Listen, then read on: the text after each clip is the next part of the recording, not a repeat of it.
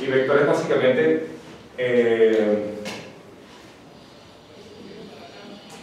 vectores básicamente vamos a hacer dos cosas. Vamos a estudiar álgebra de vectores y también lo que esté relacionado con derivadas y vectores, derivadas de vectores. Por lo tanto, estaremos hablando de análisis. No, quería preguntar sobre EVAs y ya tenemos página en EVA. Lo único que no sé exactamente cómo funciona el truco para hacerlo visible para todo el mundo. Se llama electromagnetismo, no voy a leer contraseña.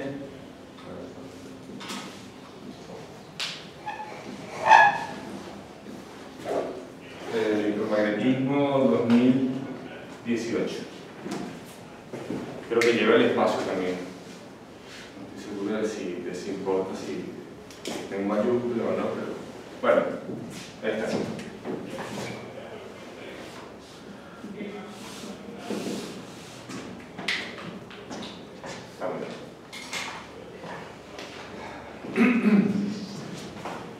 Bueno, dejemos esto aquí y comenzamos con el tema del curso. Empezamos con vectores. Pues básicamente, ¿hay algún libro para hacer una serie de cursos? toda la información de los detalles, del cronograma, de cuándo van a hacer evaluaciones, todo eso va a estar aquí. Básicamente vamos a estar siguiendo el libro recomendado por el programa de la materia. Así que vamos a estar siguiendo, digamos, de manera mucho más puntual que el semestre pasado, sin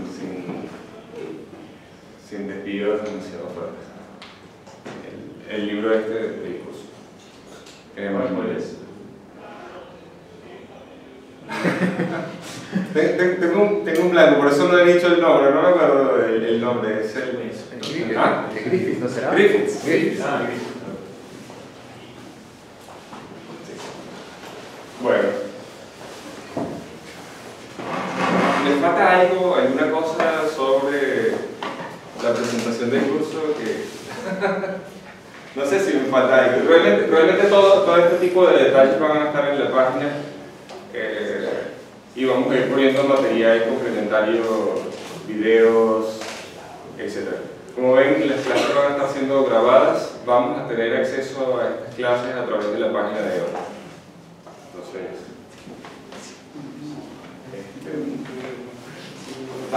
no creo que haya mucho más que decir respecto a esto. Muy bien. Ok. Lo primero que voy a decir sobre los vectores es que tenemos necesidad de describir las cosas utilizando cantidades que representan, o sea, cantidades que no son representables exclusivamente por números. Necesitamos otro tipo de descripción que sea simplemente en números. Puede ser una colección de números ordenados, eso es lo que son los vectores, en principio, en términos abstractos. Pero cuando nosotros decimos, por ejemplo, vamos al norte 10 kilómetros y de allí vamos al este otros 10 kilómetros, no estamos a 20 kilómetros al llegar a aquel sitio, no estamos a 20 kilómetros del sitio original. ¿Verdad? ¿Cómo se describe eso? Eso se describe, por supuesto, utilizando vectores. Digamos, si aquí tenemos un vector A y otro vector B, estos los podemos combinar, podemos hacer este tipo de análisis como el que yo acabo de hacer para describir la posición de algún otro objeto utilizando las indicaciones anteriores. Entonces, ¿qué sería en términos prácticos un vector? Es una cantidad que dice dirección y que dice también lo que llamaríamos la magnitud o la distancia del origen a la punta, ¿no? Entonces, normalmente en dos dimensiones sería representable utilizando dos cantidades, por ejemplo, cuánto se movió o cómo sería el desplazamiento en X y en Y, pero también pudiera ser dada esa información en términos de ángulos. Si fuésemos a hacer la descripción en tres dimensiones, la descripción en términos de ángulos tal vez sea más complicada, entonces debemos ofrecer bien sea dos ángulos y una distancia, o la distancia a un eje, por ejemplo, un ángulo respecto a alguna dirección de referencia, y después también la altura. ¿Sí? Esto, por supuesto, ustedes conocen en mucha profundidad algunas de las cosas que estoy diciendo, pero básicamente lo que voy a decir es que de estas representaciones tenemos que todas indican la dirección y la magnitud o módulo o norma.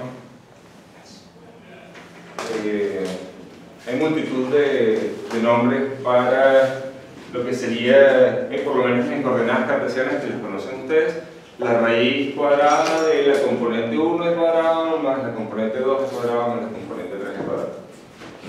Mientras que para la dirección, si por ejemplo yo tengo en dos dimensiones un vector dado de cierta forma, con un ángulo θ y una distancia r, nosotros podemos decir que el vector A es perfectamente describible utilizando r y la distancia, por ejemplo, en dos dimensiones. Pero también, equivalentemente, podemos decir, esto sería la componente X y la componente Y.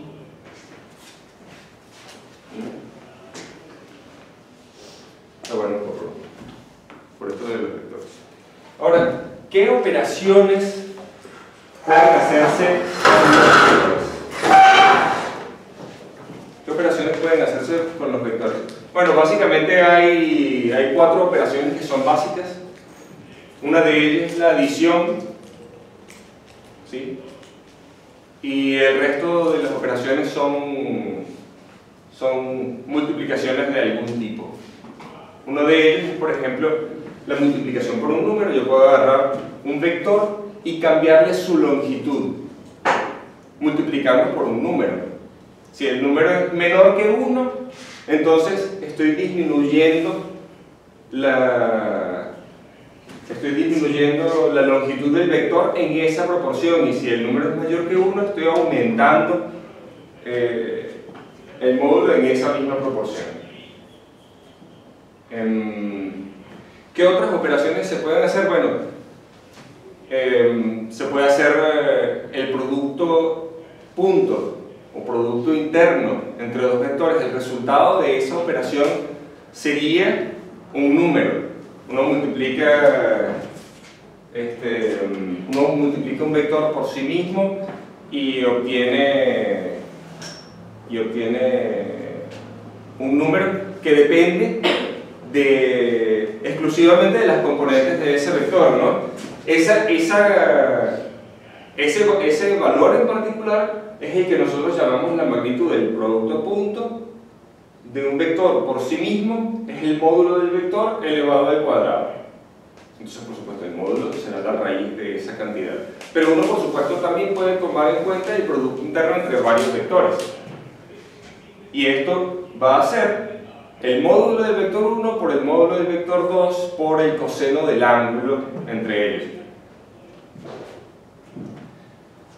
Tal vez sea difícil representar ese coseno del ángulo en términos de hay un sistema de coordenadas que uno desea utilizar. Por ejemplo, en coordenadas cartesianas,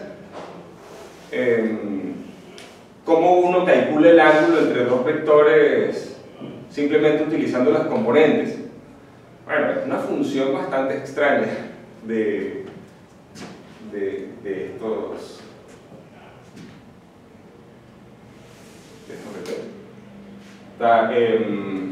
Y la otra operación que se puede hacer está presente solamente en 3 dimensiones, que es un producto entre dos vectores, tal que el resultado es también un vector, el producto cruz.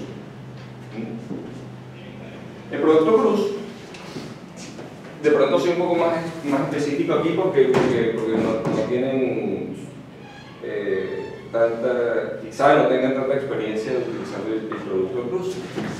El producto cruz, digamos que A y B son vectores en 3 dimensiones. Entonces A cruz B sería el determinante de una matriz, lo ponemos aquí, I, J y K, que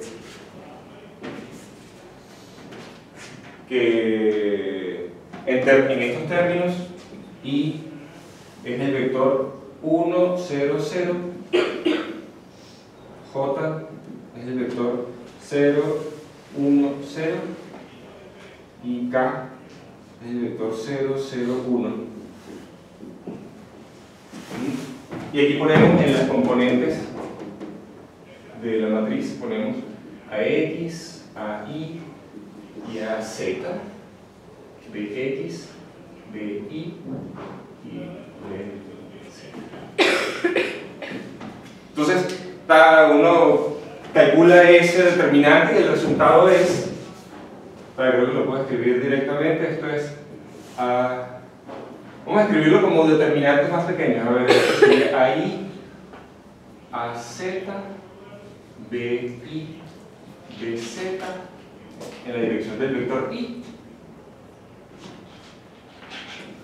Esto, vamos a escribirlo de una vez en términos de esa otra notación. Esto sería este determinante, ahora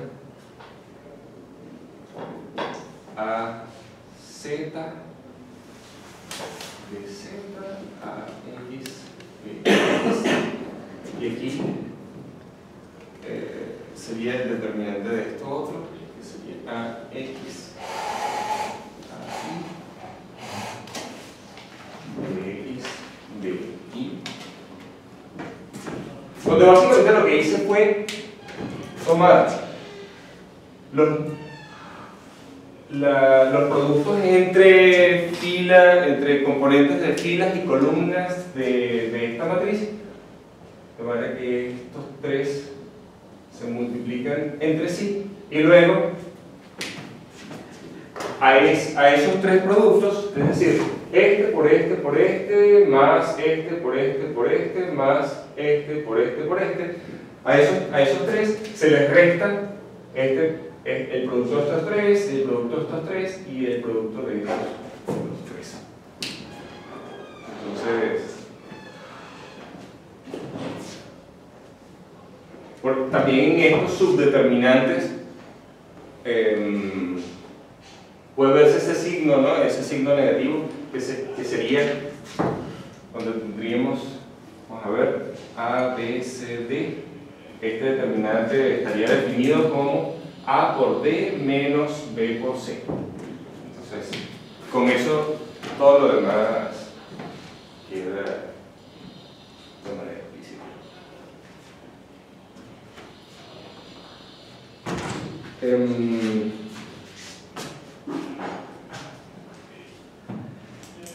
Respecto a lo que son los vectores en términos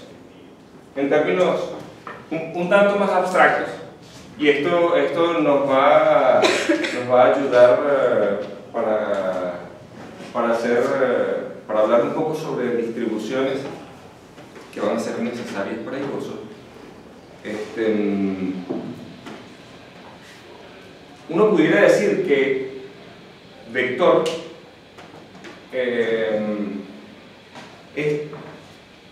o un espacio vectorial es un espacio donde los elementos de ese espacio, digamos, por ejemplo, pudiéramos considerar el conjunto de estudiantes del salón si una combinación lineal de estudiantes fuese también un estudiante. En este caso no es cierto. ¿Qué sé yo? 2 por Aureliano más tu nombre, Manuel, más 3 por Manuel no es ni él, ni yo, ni alguno de ustedes. Esto se cumple para ciertos tipos de conjuntos. Por ejemplo, los números. 3 más menos 8 es también un número entero, del mismo tipo, que pertenece al mismo conjunto que los anteriores. Entonces, ese conjunto forma un espacio vectorial bajo esa operación que yo estoy definiendo, que es la suma y la multiplicación por otro número, que también es un número de este conjunto específicamente. En el caso de los vectores en 3 dimensiones, si A y B son vectores, y si C y D pertenecen a los reales, son números reales. También estos son vectores cuyas componentes, cuyos números, tal que los números que ponemos aquí son números reales,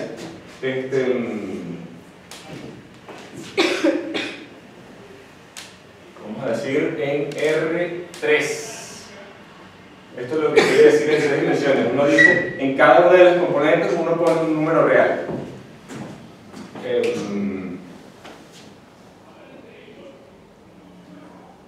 Si A y B son vectores y C y D son números reales, entonces, digamos, B. Yo voy a decir B, estoy definiendo un nuevo objeto que en principio no sé si es del mismo tipo que los anteriores, pero yo voy a decir B es igual a C por A más D por B. Esto que está acá será un vector si C por A es C por AX, C por AI y C por AZ. Tengo que definir cómo es la operación de multiplicar por un número, ¿no? Y también tengo que definir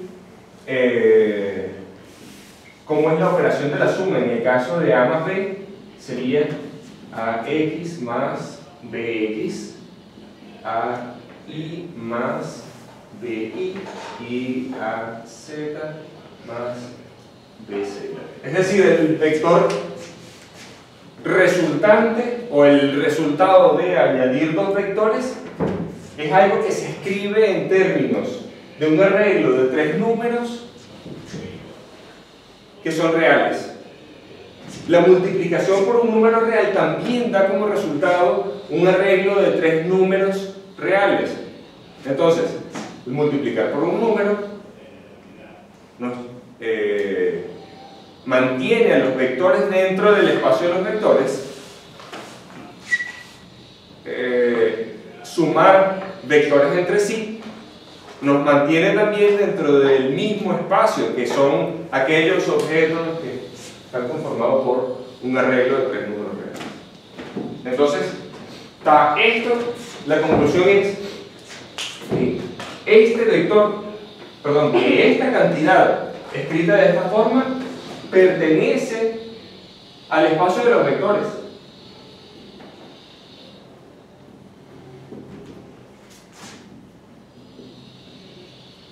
Que decidimos llamar R3.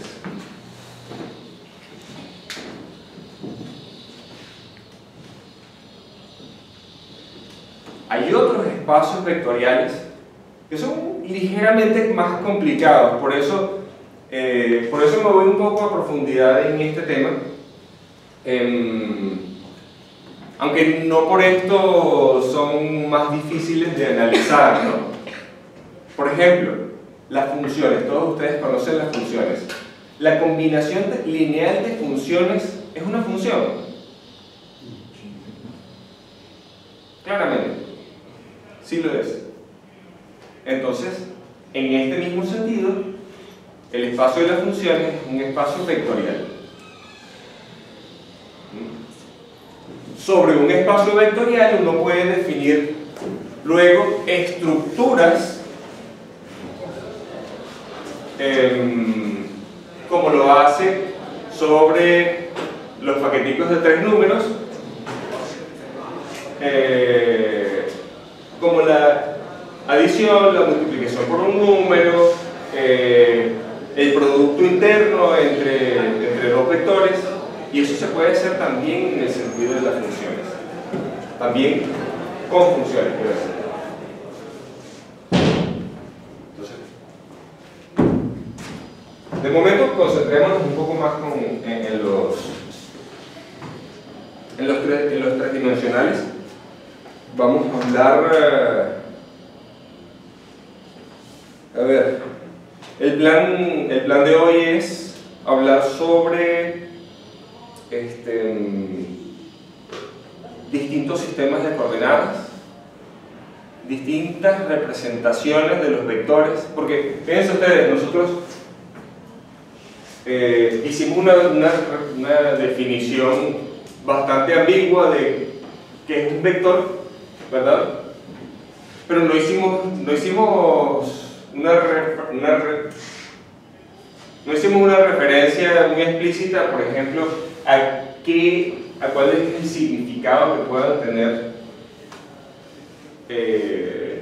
los elementos básicos con los que se construye esa representación de los vectores, ¿no? Entonces,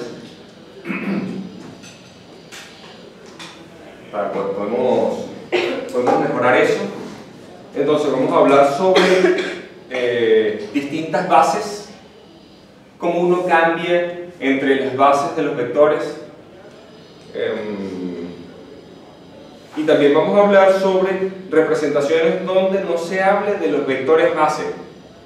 Vamos a utilizar una representación en términos solamente de las componentes, y esto va a resultar muy útil. Esto va a resultar muy útil porque luego no tenemos que estar pensando, si cambio las coordenadas, ¿cómo debería escribir esta cantidad? Que en principio sí depende de coordenadas.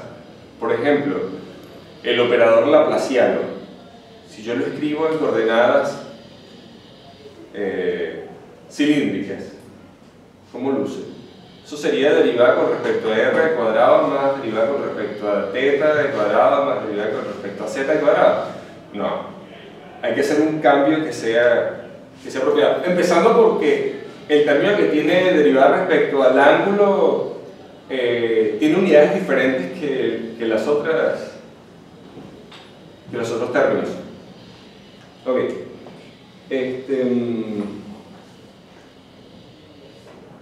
Entonces terminamos de pasar lo que tenga que ver con álgebra de vectores y luego empezamos a definir derivadas.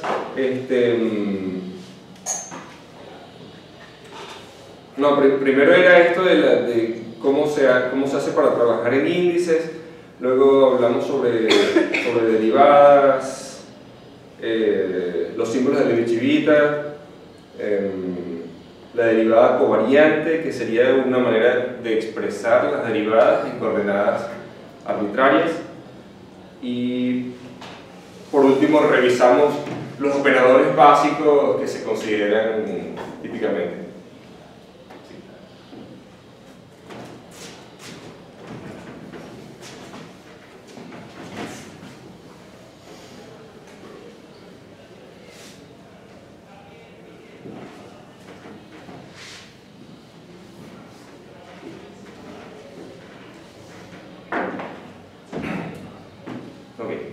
Vector posición.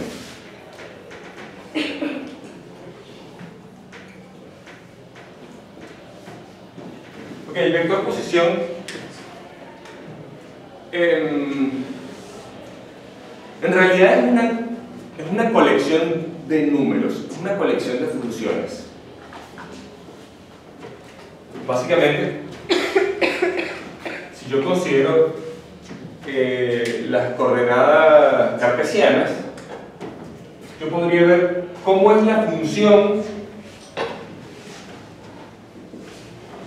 de R3 a R3, perdón, de R3 a R3, sí, donde R3 es el dominio y este otro R3 es básicamente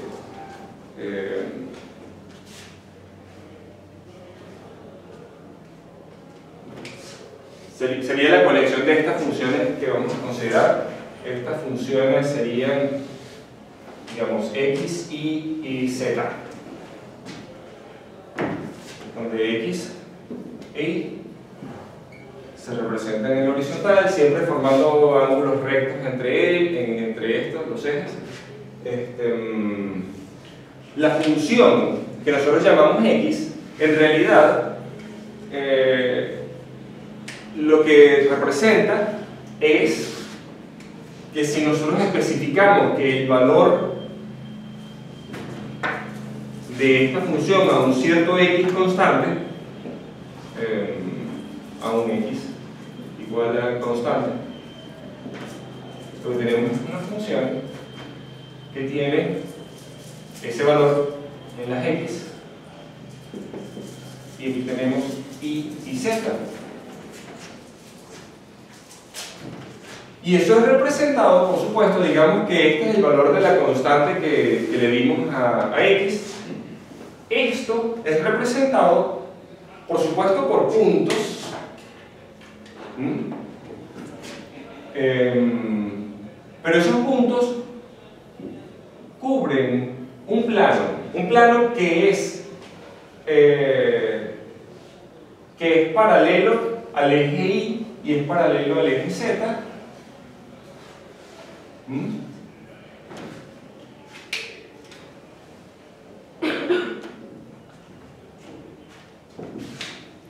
Y está fijado por el valor de esa constante específica que yo di. Ahora, ¿qué ocurre cuando uno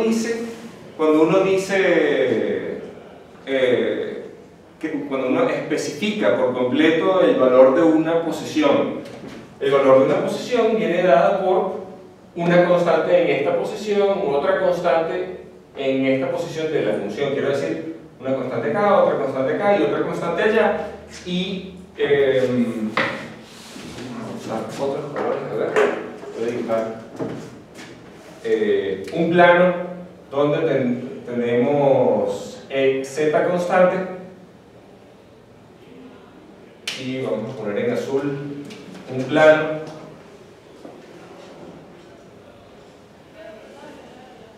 donde tendríamos Y constante. Entonces, la intersección de los tres planos sería el punto que nosotros queremos especificar en el espacio. Por un lado, tiene que tener esta posición en X, tiene que tener esta posición en Y y sube en esta misma cantidad en Z. Entonces, nos ubicamos en este plano, nos ubicamos también en este plano y nos ubicamos en el plano. Hice mal en dibujarlo en negro y rojo, pero tal vez sature un poquito la vista, debería dibujarlo solamente en rojo, a ver.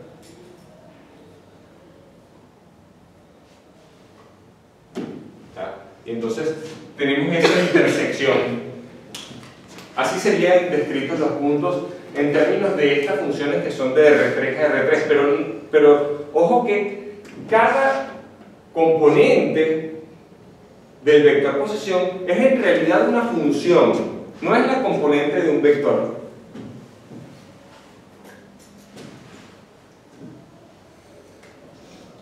pesar de esto. Vector posición es una colección de números que en coordenadas cartesianas se describe como x, y z. Ahora, ¿qué ocurre? ¿Por qué nosotros decimos que el vector posición no es un vector? Lo que ocurre es que cambia con la posición. Cambia con la posición de una manera tal que no nos permite relacionar el cambio de este vector específico con la manera en que podríamos describir el vector posición utilizando otras coordenadas. Pero vamos a hacer más específico, vamos a ver.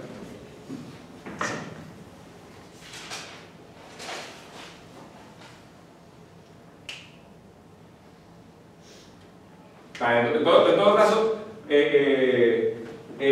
utilizando otras coordenadas, nosotros podríamos decir esto pudiera especificarse dando los valores de r, θ y φ en coordenadas esféricas.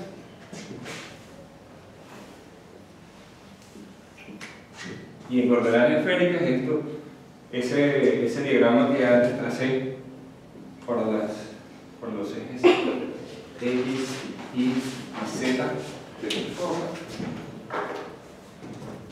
se describen utilizando ahora, por un lado, una esfera que por supuesto tiene que tener el radio tal que se ajusta a la distancia entre el origen del sistema de coordenadas y el punto que yo deseo describir.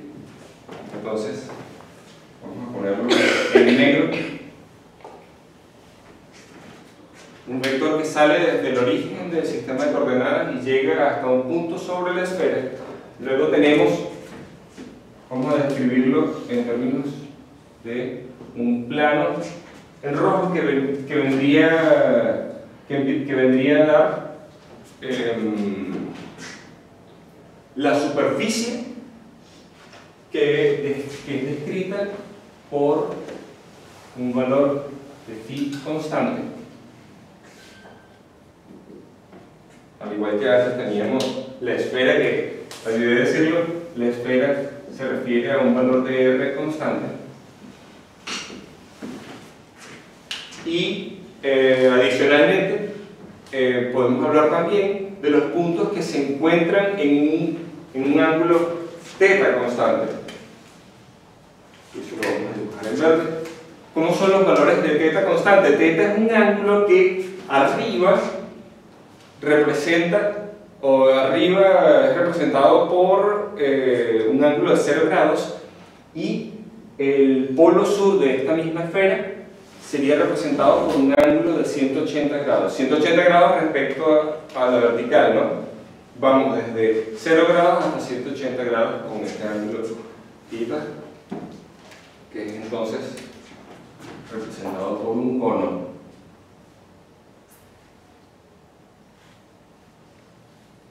Y por supuesto, existe una distancia en ese cono que se cruza con la posición específica que queremos describir. Entonces, la abertura de este cono, por un lado, es representada por el valor del ángulo θ. La posición de este plano que gira de manera axial, que gira alrededor del eje Z, eso es lo que quiere decir axial, axial de eje. Y el radio que la cantidad de R que nos dice la distancia hasta el origen. Entonces, de esa manera podemos describir los puntos en el espacio tridimensional utilizando coordenadas esféricas. Quizá debe haber empezado por el sistema de coordenadas conocido como coordenadas cilíndricas. En coordenadas cilíndricas, las cantidades que nosotros utilizamos para describir la posición serían R tita y z. Por supuesto, R es un radio, se le llama R por eso, pero en algunos libros le llaman Rho. Entonces, Rho o R, dependiendo de qué libros estén viendo. El Rho es, por supuesto, por el nombre mismo se sabe, la R griega, ¿no?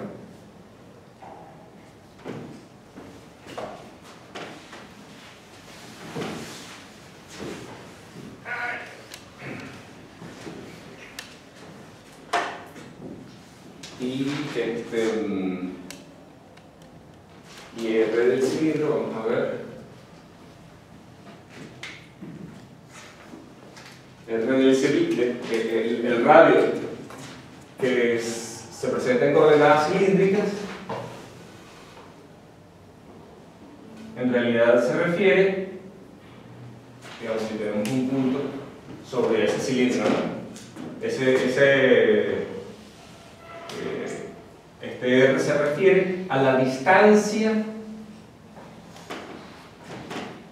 al eje. Mientras que tita, pero seguimos en otro color para no confundirme aquí con estas rayas.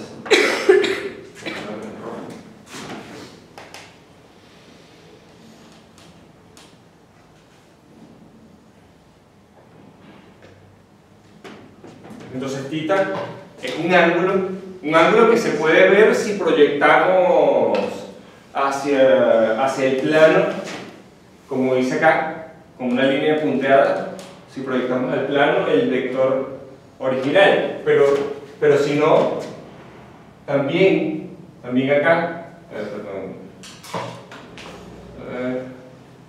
también acá tenemos un plano completo que es escrito por el valor de tita. Entonces fíjense que la función de los distintos valores de las coordenadas que se utilizan en los distintos sistemas de coordenadas es distinto y también es distinto los valores que se ponen acá. Entonces en ese sentido esto no es un vector, porque yo cuando sumo vectores, por ejemplo en coordenadas, me faltó z. Z sería un plano horizontal, vamos a verlo por el negro.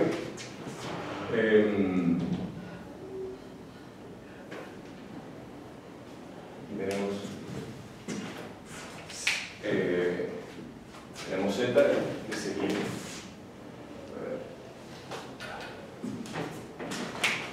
la altura en el cilindro que estamos escribiendo. Entonces, ¿qué estaba diciendo? Nosotros no podemos simplemente sumar vectores posición para saber la posición, a menos que estemos utilizando exclusivamente las coordenadas cartesianas. Ahora, ¿por qué nosotros querríamos sumar posiciones? Bueno, hay un vector muy interesante que es el vector de desplazamiento.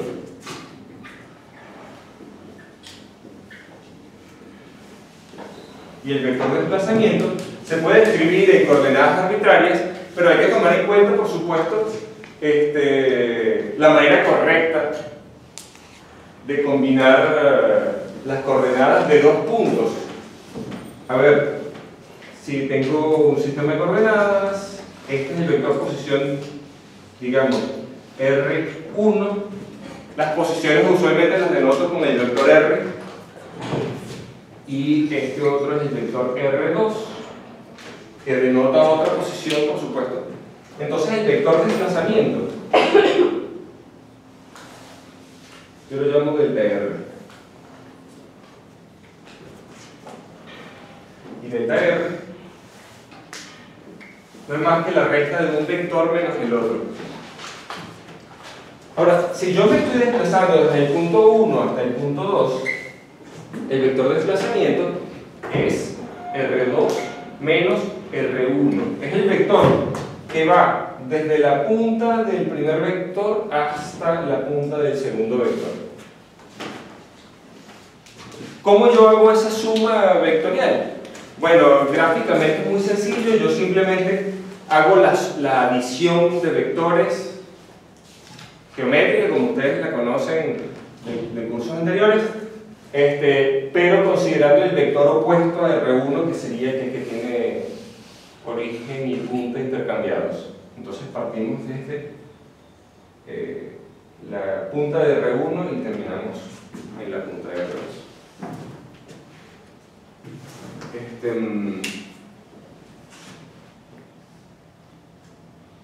Entonces, a ver, en coordenadas cartesianas era bastante sencillo describir esto. Esto sería en cartesianas.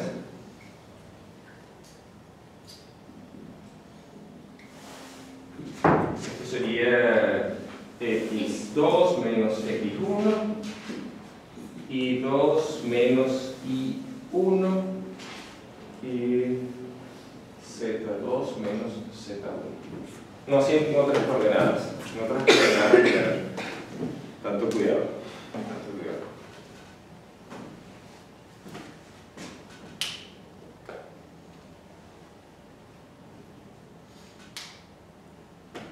De todas maneras, en coordenadas, en otros tipos de coordenadas, ya no es esta colección de, o sea, no se hace referencia a los vectores en términos de estas colecciones, sino en términos de lo que serían las bases de las coordenadas. Así, por ejemplo, yo había llamado a los vectores 1, 0, 0, lo llamé i, y así llamé j el vector 0, 1, 0 y k lo llamé al 0, 0, 1. Igualmente puedo hacer en términos de los vectores que representen la dirección en la que aumenta cierta coordenada. Así es como se hace una definición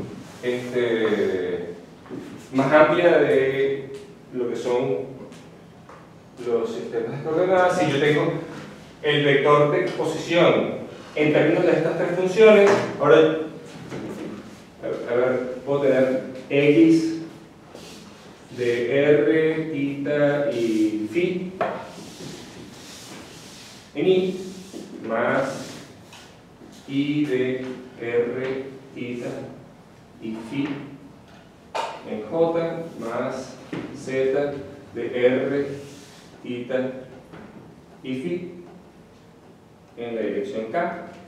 Ahora estoy considerando tres funciones que están asociadas al cambio de coordenadas x, y z a, por ejemplo, r, θ y phi. Simplemente diciendo que estas ahora son funciones de las coordenadas nuevas. Y los vectores base para representar este vector, los vectores serían aquellos vectores que están definidos como la dirección en la que aumenta una cierta coordenada. Así, yo diría, R es la derivada respecto a R del vector posición. Respecto a R. Disculpen la notación, esta es una notación abreviada que lo que significa es derivada parcial. Una derivada que uno toma dejando todas las demás variables constantes y derivando solamente la que se nombra, ¿no? Entonces, esto sería la derivada parcial del vector R. Igualmente, θ sería derivada respecto a θ del vector posición en coordenadas cartesianas, pero escrita en términos de esas nuevas coordenadas. Y por supuesto, no sé, si tenemos un sistema de coordenadas nuevo, pueden tener los nombres apropiados para ese sistema de coordenadas. En el caso de coordenadas esféricas tendríamos r, θ y φ. Pero fíjense que la notación es bastante sugerente de cómo se generalizaría esto a cualquier otro sistema de coordenadas. Yo tengo U1, U2 y U3. Entonces, E1 sería derivada respecto a U1 de R, E en la dirección 2 sería derivada respecto a U2 del vector posición, y así. El vector base en la dirección U3 sería E3 y sería la derivada parcial respecto a U3 de el vector posición. Entonces vamos a describir estos vectores específicamente en los tres sistemas de coordenadas que vamos a utilizar, aparte de cartesianas, ¿no?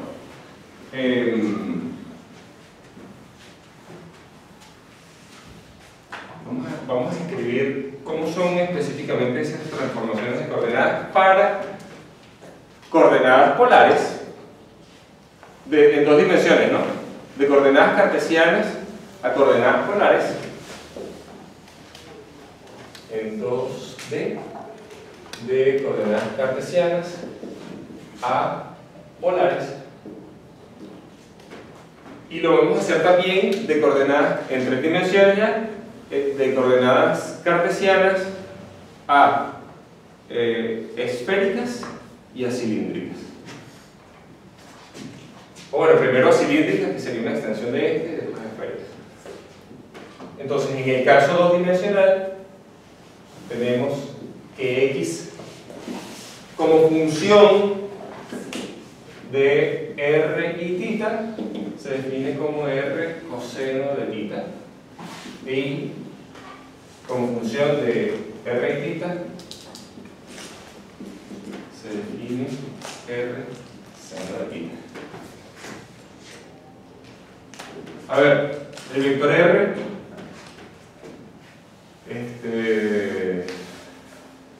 sería r coseno de θ en i más r seno de θ en j. La derivada respecto a r de este vector sería derivado aquí con respecto a r, es lineal, entonces la dependencia en r desaparece, coseno de θ en i más seno de θ en j, y esto es claramente ER y de θ.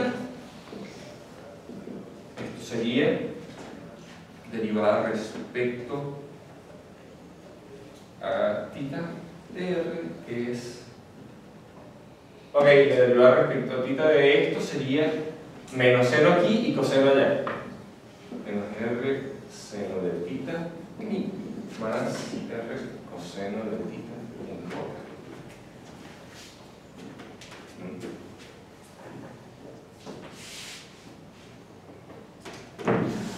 Bueno, entonces esto sería lo que nosotros llamaríamos vectores base, los vectores que sirven para expresar cualquier vector en estas otras coordenadas, ¿no?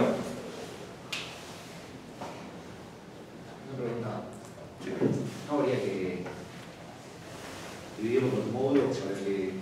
No es necesario. No es necesario, y de hecho es conveniente que trabajemos en términos de el vector que no está normalizado, porque hay otras cantidades que luego otras cosas en la notación que luego se simplifican.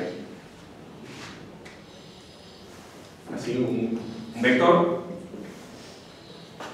Por supuesto, aquí utilizaríamos una posición, estamos hablando de vectores que son constantes, ¿no? Utilizaríamos un ángulo y una distancia al origen específicos. ¿Cómo se representa representa un vector A en términos de esto? Bueno, en términos cartesianos sería esto en I más esto en J. Si yo quiero representarlo en términos de estos vectores, yo diría, ok, esto sería A tita por E tita más AR por ER. Esta sería la representación de los vectores en términos de estas cantidades. Y aquí cabe una representación en términos de A tita y AR, o AR y A tita, ¿no? Depende del orden que se utilizar. Ok, coordenadas en 3 dimensiones. Pasamos a 3 dimensiones, la cuenta es muy parecida. En 3D de coordenadas cartesianas a cilíndricas. Tenemos que X, omito esta parte, pero voy a escribirlo igual. X sería R coseno de tita y sería R seno de tita y Z es Z. Entonces, por supuesto, lo que serían R y E tita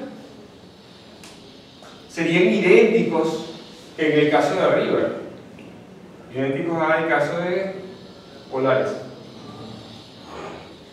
en 2 dimensiones. Y ojo, aquí hay 2 coordenadas diferentes. Una es Z en el nuevo sistema de coordenadas y otra cosa es Z en el viejo sistema de coordenadas. Por eso hay que tener un poco de cuidado en esto, pero de todas maneras podemos definir un vector base en términos de la dirección Z, y esto,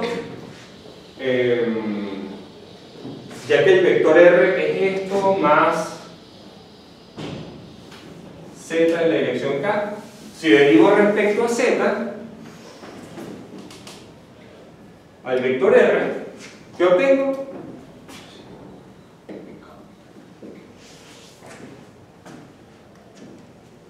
Es obvio en este sentido que si yo quisiera hacer lo mismo en coordenadas cartesianas, X, que es el vector que aumenta en la dirección en que aumenta X, o que apunta en la dirección en que aumenta X, esto sería el vector Y, Y sería el vector J, y Z sería el vector K, ¿no? Ahora, en coordenadas esféricas, es ligeramente diferente la cuestión.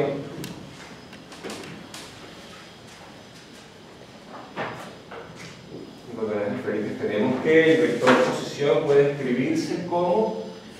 A ver, ¿alguno de ustedes recuerdan? Lo han visto, ¿verdad? Estoy presuponiendo que sí lo han visto en educación. Esto sería R coseno de phi seno de tita en I más esto sería X, ¿no? Luego ponemos Y sería R seno de phi seno de tita, y en la dirección J ponemos R coseno de tita.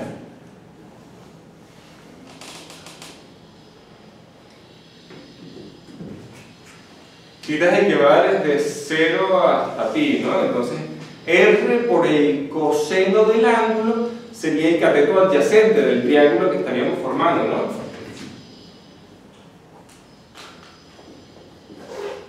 En principio tendríamos todas estas posibilidades hasta el sur del esfero.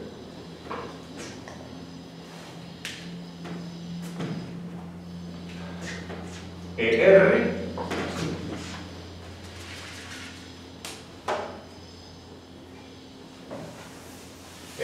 es la derivada respecto a R de aquello, ¿verdad? Pero yo voy a simplificar la tarea, ya que todos los términos dependen de la misma forma de R y es simplemente por multiplicación. Esto no es más que el mismo vector R entre R. Es decir, tú multiplicando esto por un número que es 1 sobre r. Eso se puede hacer y al hacerlo me queda el coseno de phi seno de tita, seno de phi seno de tita y coseno de tita en la otra dirección. Esto también es representado en términos de un acento circunflejo, sombrerito, que lo que quiere decir es que la norma es igual a 1. Todos los vectores que tengan ese sombrerito, en lugar de una flechita arriba, por lo menos en este curso, lo que va a representar es que el vector es de norma 1 o unitario. Entonces, en este caso coincide el vector que apunta en la dirección del vector posición, es el vector R. Fíjense ustedes que en esta notación el vector posición es R por R.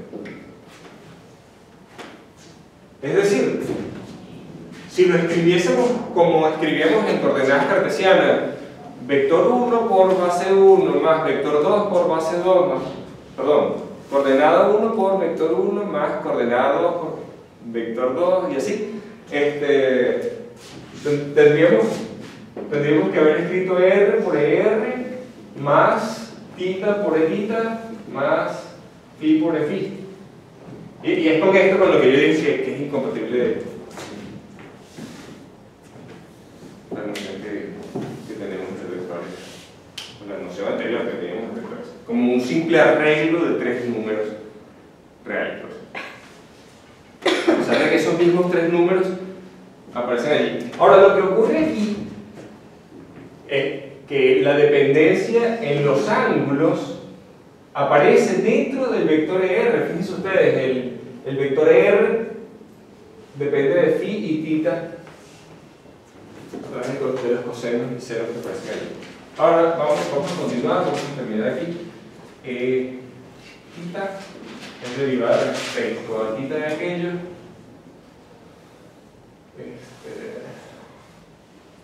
Sería R coseno de phi coseno de tita en I más menos más R coseno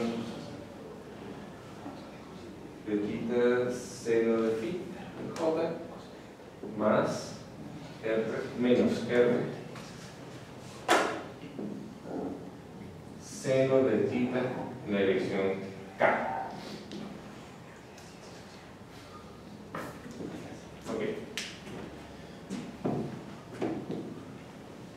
Ese acento circunflejo, si se fijan, aparece también en los vectores base. Son vectores unitarios, vectores de norma 1. Y phi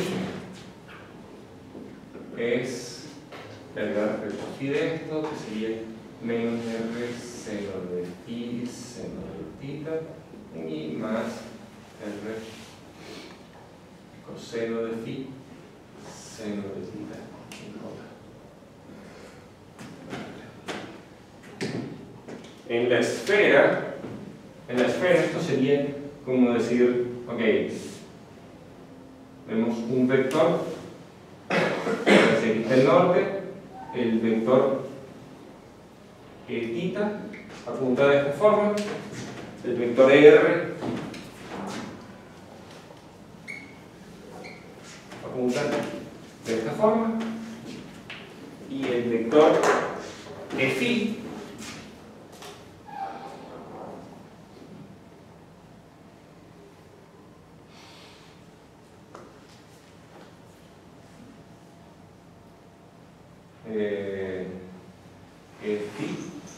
apunta en la dirección, siempre estos dos en dirección tangente a la superficie de la esfera y este en dirección radial.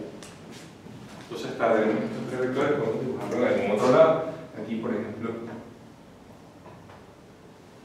vamos a ver si seguimos esta misma línea roja, por ejemplo, desde que va del norte hasta el sur. Tenemos el vector phi, perdón, esto sería tita en esta dirección dirección tenemos el vector phi, y en la dirección hacia afuera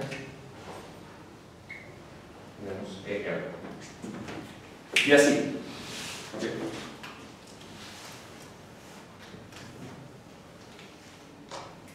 Hay un ligero inconveniente que yo quiero que noten aquí respecto a estos sistemas de coordenadas, que es que en el origen del sistema de coordenadas basta con especificar cuál es R.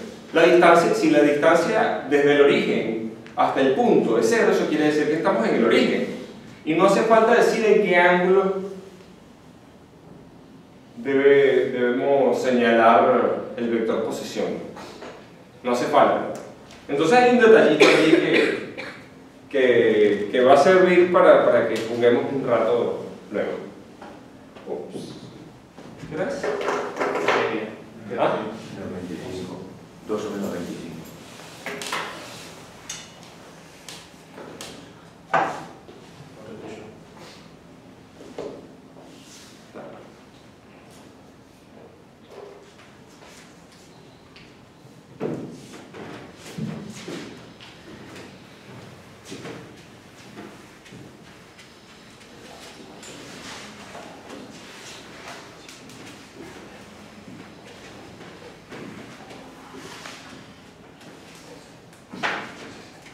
Ok. ¿Cómo representamos entonces los vectores? En términos generales, utilizando las componentes de los vectores, es decir, utilizando un conjunto de números que vamos a llamar AI, sumamos sobre I y ponemos el vector base EI. I es lo que nosotros diríamos es un índice.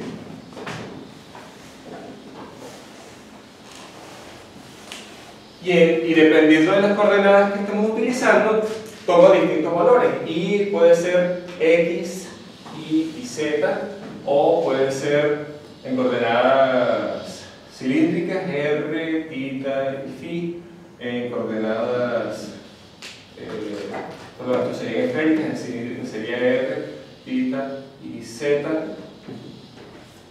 En fin, queda nuestra elección. ¿Y cómo se escribe unas bases en términos de las otras? Bueno, si yo tengo un sistema de coordenadas, por ejemplo, en cilíndricas, ya que esto es la derivada parcial respecto ahí del vector posición, yo puedo pasar a otro sistema de coordenadas. Vamos a decir que voy a aplicar la regla de la cadena para derivar respecto a otro conjunto de coordenadas. Voy a decir derivada respecto a xy de UL, sumo sobre L, y derivada respecto a UL del vector R, sería lo que nosotros llamaríamos el vector base en las coordenadas L. Vamos a llamar a esto prima para diferenciar el sistema de coordenadas inicial al sistema de coordenadas final que yo puedo estar usando. Estas coordenadas pudieran ser esféricas, y entonces tendría que escribir esto como derivada de, sumo sobre L de estas derivadas. Esto sería el derivado respecto a xy de UL' por los vectores base EL'.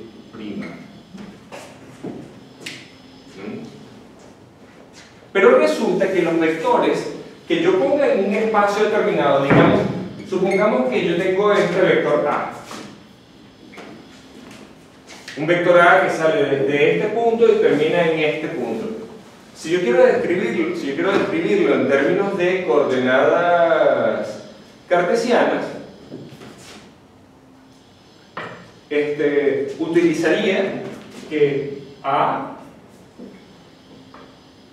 es igual a I por EI, donde se la suma aquí, Y estos y hacen referencia a las coordenadas cartesianas.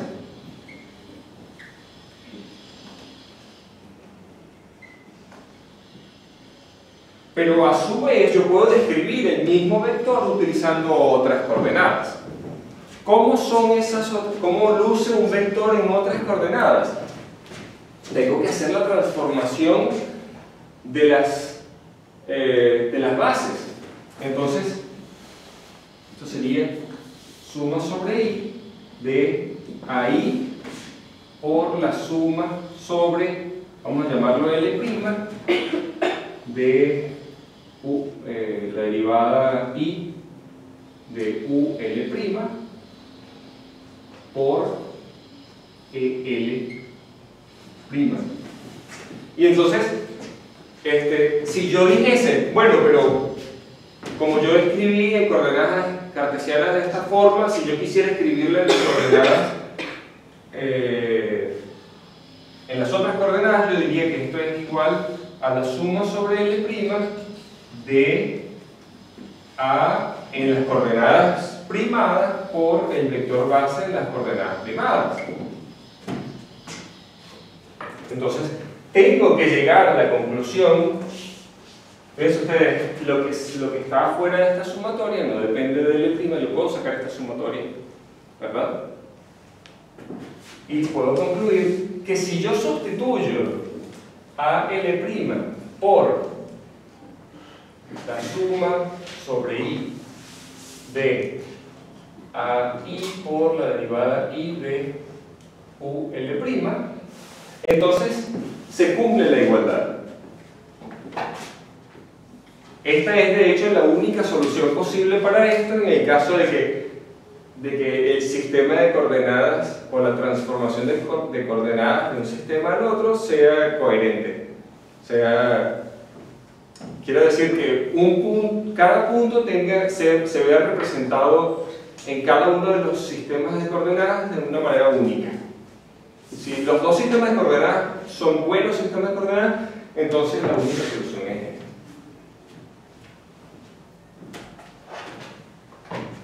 Y esto da pie a otra cosa que quería hablarles, que es la notación de índices. La notación de índices básicamente lo que hace es relacionar índices repetidos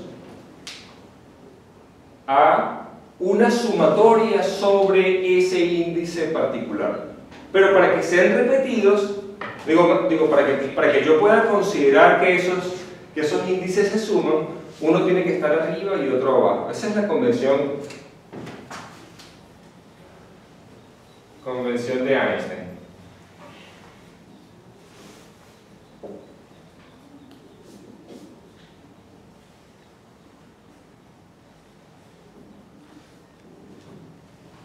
La convención de Einstein es básicamente que si hay un índice arriba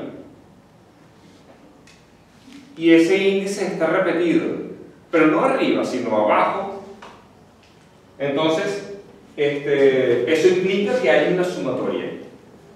Tiene que estar una vez arriba y una vez abajo. Si está dos veces arriba no se suma, si está dos veces abajo no se suma, si hay dos arriba y uno abajo no se suma, etc. ¿Y el límite de esa suma? ¿Perdón? ¿El límite de esa suma cómo se especifica? No, por supuesto se asume que se está sumando sobre los distintos posibles valores que toma el índice. Claro. Sobre todos los valores del índice. Entonces, está el término R, después está el término θ y el término z. En particular, si yo digo, por ejemplo, en coordenadas cartesianas,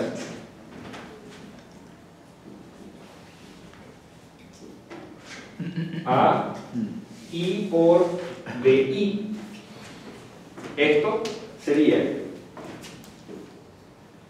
ax bx más ai por bi más az por bz.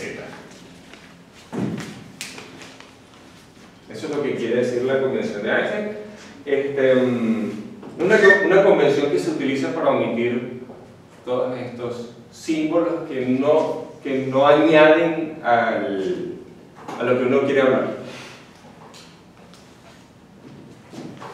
Es una simplificación de la notación. Al igual que escribir derivadas parciales respecto a lo que indique el índice que uno pone abajo de la derivada, también es una simplificación de una notación, pues.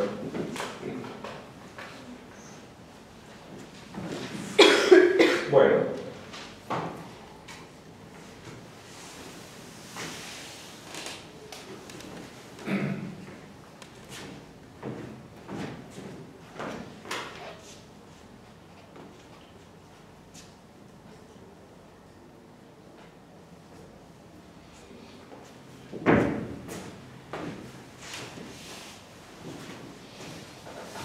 Bueno, no va a dar tiempo de que hablemos de todos los operadores diferenciales, pero vamos a definir básicamente qué es lo que ocurre cuando uno hace derivadas considerando sistemas de coordenadas diferentes.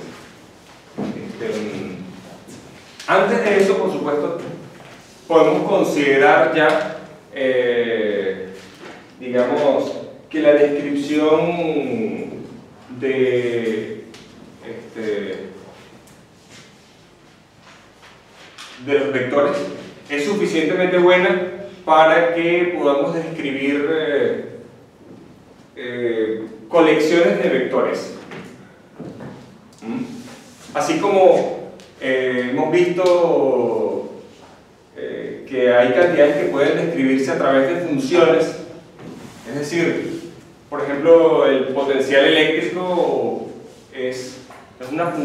pudiera decirse que es una función que está extendida por todo el espacio y que, digamos, no en términos, no es una función que nos dé directamente una cantidad física, no es necesariamente la energía de algo, mientras no estemos evaluando el potencial en algún punto específico y multiplicando por la carga, ¿no? La carga, ya sea la carga de prueba o lo que sea con lo que vayamos a evaluar, por ejemplo, una diferencia de potencial. Para evaluar una diferencia de potencial, ese sí tendría un sentido físico preciso.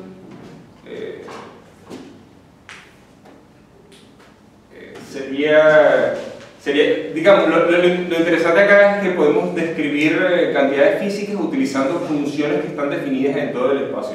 Lo mismo ocurre con otras cantidades como el campo eléctrico, el campo magnético, que son funciones, o más bien colecciones de funciones, son funciones que son vectores al mismo tiempo, y la descripción de estos vectores utilizando otros sistemas de coordenadas puede resultar apropiado en el caso de que tengamos distribuciones con algún tipo de simetría o que la solución del problema se dé más fácilmente en esas otras coordenadas. Básicamente por eso es que uno decide utilizar otras coordenadas para facilitar la descripción. Entonces, ¿cuál sería, por ejemplo, el problema? ¿Qué dificultades podríamos tener nosotros al considerar la derivada de un vector? Bueno, por un lado, la derivada de un vector está asociada al cambio de ese vector de un punto a otro. Esto en principio estaría definido tal como se definen las derivadas de las funciones en términos generales. Esto sería derivada respecto a la coordenada y del vector por el cambio de esa coordenada. Fíjense que ahora estoy utilizando la notación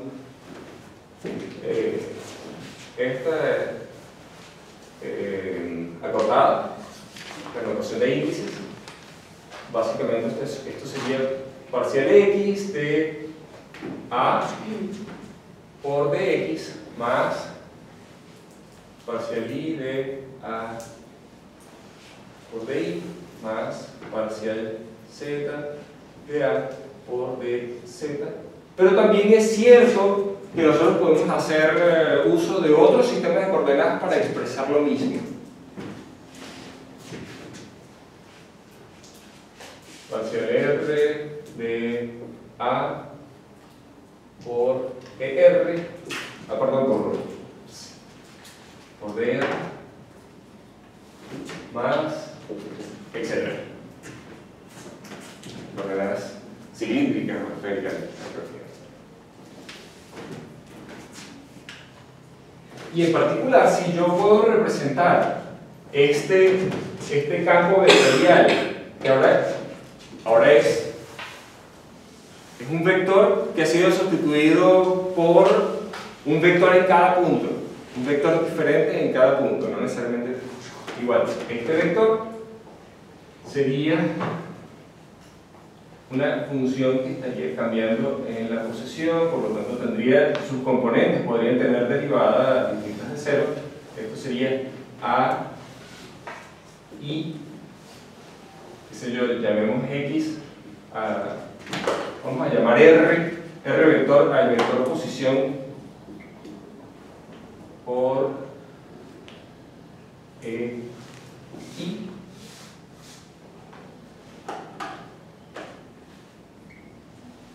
Y por supuesto, este vector también depende del vector posición. Vamos a escribirlo de manera explícita. Pero, a ver, si yo decido expresar esto en la misma expresión para el cambio de A, entonces tendría que tomar la derivada, por ejemplo, la derivada de R respecto a I por EI, ¿verdad? Esto en la dirección R más parcial θ por AI por EI.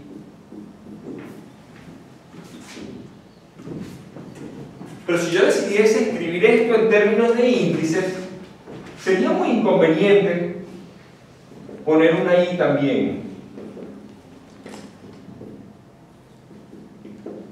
Esto no se hace.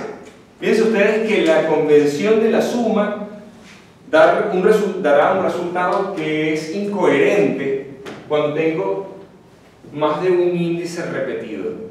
La suma era entre estos dos, no entre este y este, pero por la notación que estoy utilizando no lo puedo saber. Lo que se usa entonces es cambiarle el nombre a algunos índices. Por ejemplo, esto, yo utilicé aquí la letra I, pero pudiera utilizar cualquier letra, ¿verdad? Nadie me dijo que tenía que ser la I. Puedo utilizar otra letra. Entonces puedo escribir esto en términos de una J por EJ. De A se escribirá entonces como la derivada respecto a la coordenada I de AJ por EJ. Y las derivadas van a actuar no solamente en la componente, sino en la base.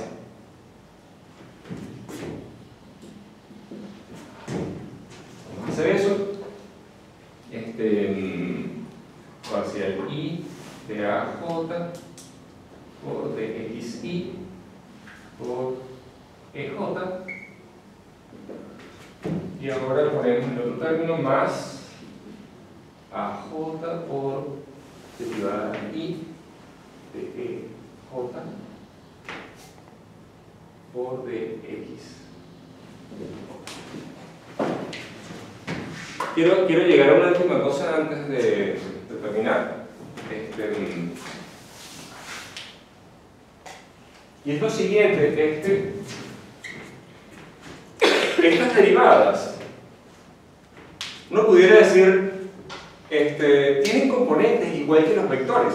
Es decir, esto, parcial I, por ejemplo, digamos, parcial R de ER, vamos a decir de E θ. En coordenadas polares.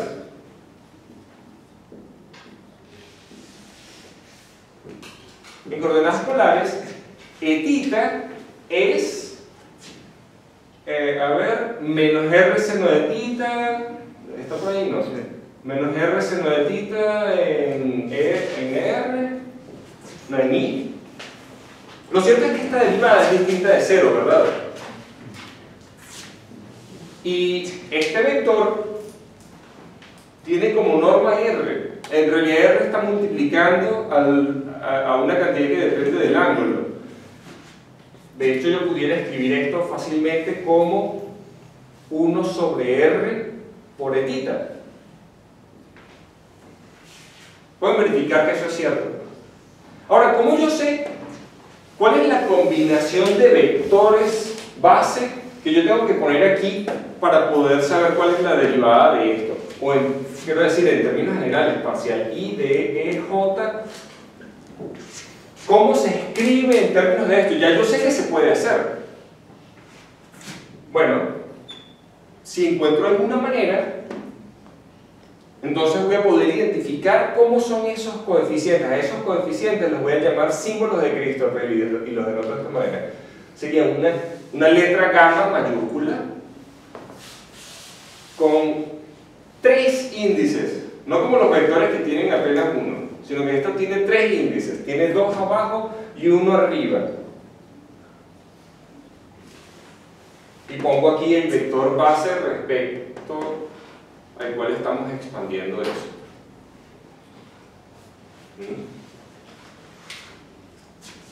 Entonces esto es una definición. Estos son los símbolos de Christoffel.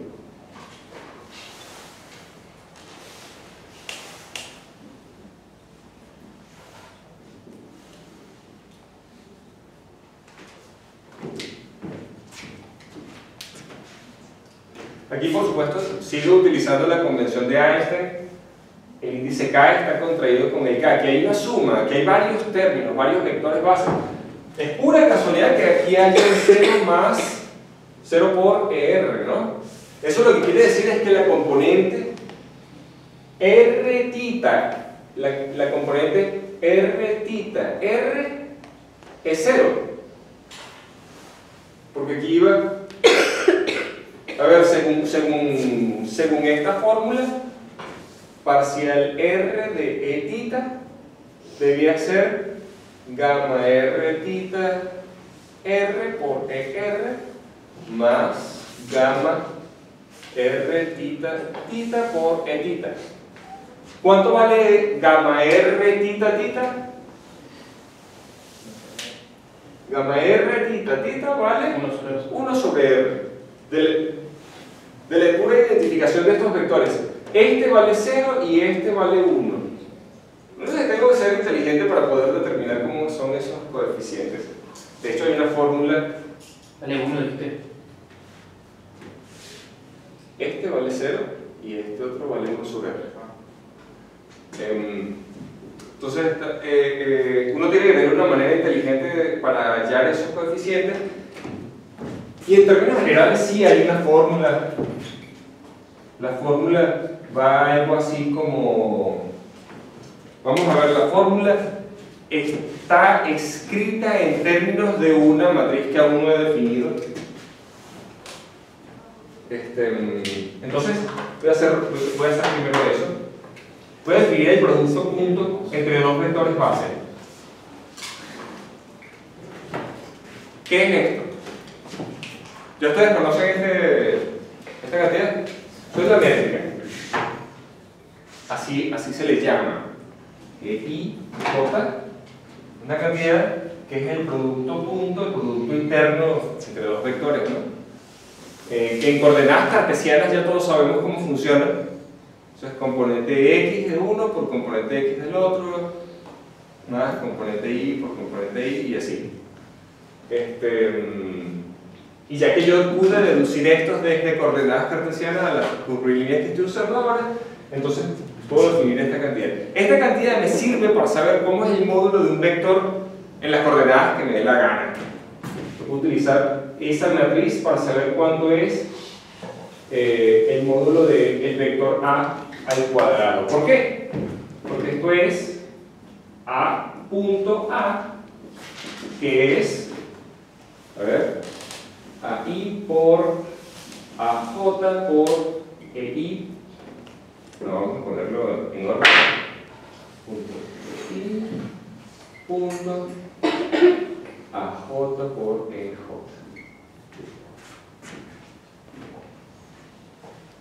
Entonces, aquí tendremos el producto interno. Esto es una constante, sale del producto interno entre estos dos vectores. Esta constante sale también. Me queda AI por AJ por GIJ. Y si estuviese tomando el producto interno entre dos vectores diferentes, también aparecería GIJ.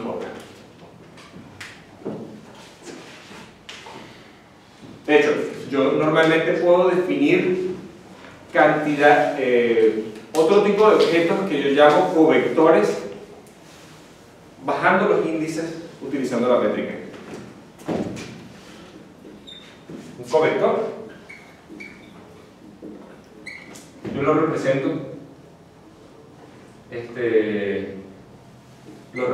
en términos de una cosa que yo llamo AI.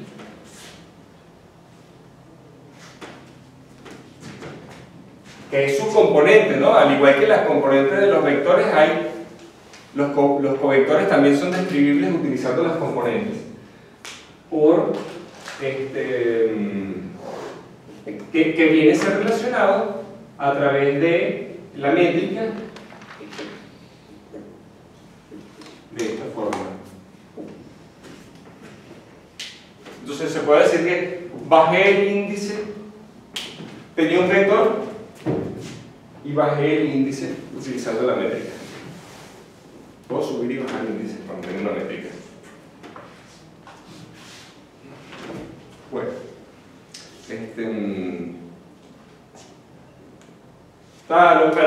lo último que quería llegar, disculpen que salgamos un par de minutos más allá. Es que ahora la derivada del vector la puedo definir en coordenadas arbitrarias utilizando esos símbolos gamma. Esto dijimos que era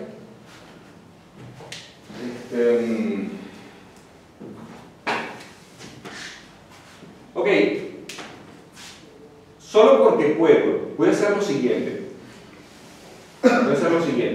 Voy a cambiar esta letra J, voy a cambiarla por una K. No voy a borrar la J, nada más que le voy a cambiar el nombre aquí mismo encima. ¿Saben lo que era antes, lo que es después? Antes era J, después es K. ¿Por qué hago eso? Puedo hacerlo.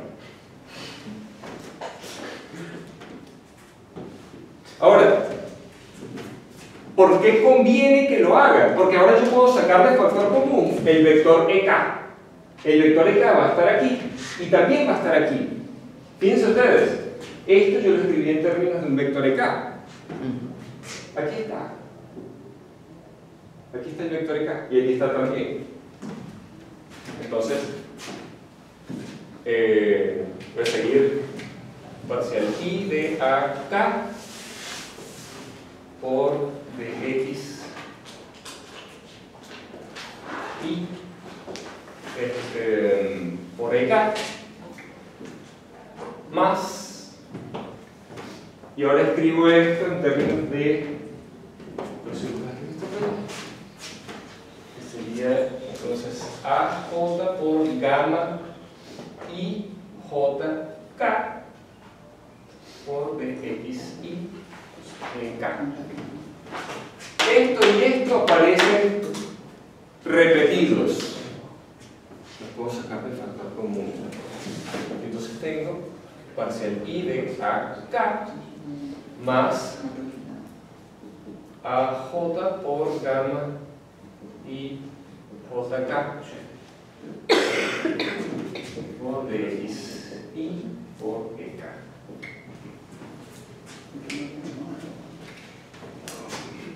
Y esto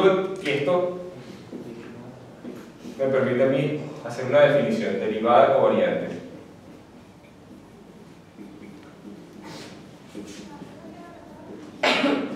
Covariante aquí quiere decir independiente de sistema de coordenadas. O, bueno, sí, digamos así.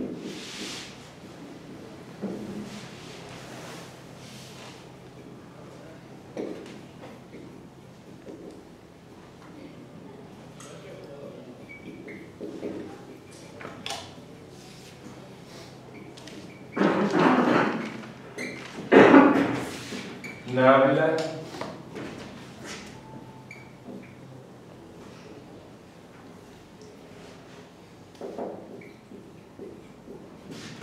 vi que en el libro lo llaman del Nabla y de acá refleja cómo cambia un vector de un punto al otro. Es decir, este es el que verdaderamente da información de cómo cambia el vector y no cómo cambian las componentes de un vector. Este nos dice cómo cambian las componentes del vector. Pero si yo quiero incorporar la información de las otras coordenadas, perdón, quiero incorporar la información de cómo cambian las bases de coordenadas, entonces tengo que sumar estos términos. Entonces aquí tenemos parcial I de AK más A, J, gamma, I, J, K. Y por último digo cuál es la fórmula en términos de la métrica. Esto no lo voy a deducir acá. Esto sería KL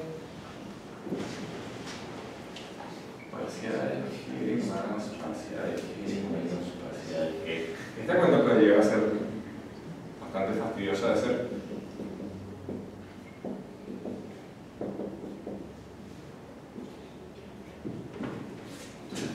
Con esto tenemos todo.